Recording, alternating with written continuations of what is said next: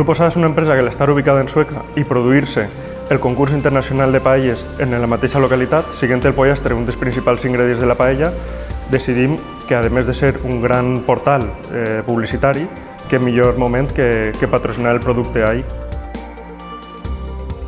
Grupo Sada és una empresa integrada productora de carn de pollastre, una empresa que treballa en tot l'àmbit nacional.